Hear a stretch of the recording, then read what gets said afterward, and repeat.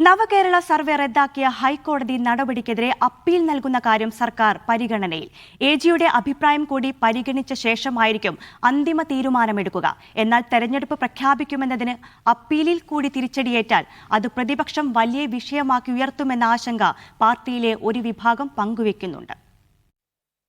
രണ്ടു പിണറായി സർക്കാരുകളുടെയും 10 വർഷത്തെ ഭരണത്തെ സംബന്ധിച്ച് ജനങ്ങളുടെ അഭിപ്രായം അറിയാൻ വേണ്ടിയാണ് നവകേരള സർവേ നടത്താൻ തീരുമാനിച്ചത്.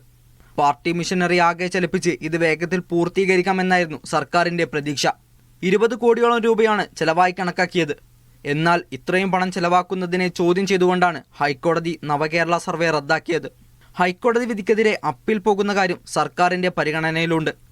വിധിപ്പകർപ്പ് പരിശോധിച്ച ശേഷം എജി സർക്കാരിന് ഈ വിഷയത്തിൽ നിയമോപദേശം നൽകും. നടപടിക്രമങ്ങളിലെ വീഴ്ച ഹൈക്കോടതി ചൂണ്ടിക്കാട്ടിയതുകൊണ്ട് അത് ശരിയാക്കുന്നതിന് സർക്കാർ ആലോചിക്കുന്നുണ്ട്. നിയമോപദേശം അനുകൂലമായി കിട്ടിയാൽ ഡിവിഷൻ ബെഞ്ച് വിധിക്കെതിരെ സുപ്രീം കോടതിയെ സമീപിക്കാനാണ് സർക്കാരിന്റെ നീക്കം. മീഡിയ 1 തിരുവനന്തപുരം.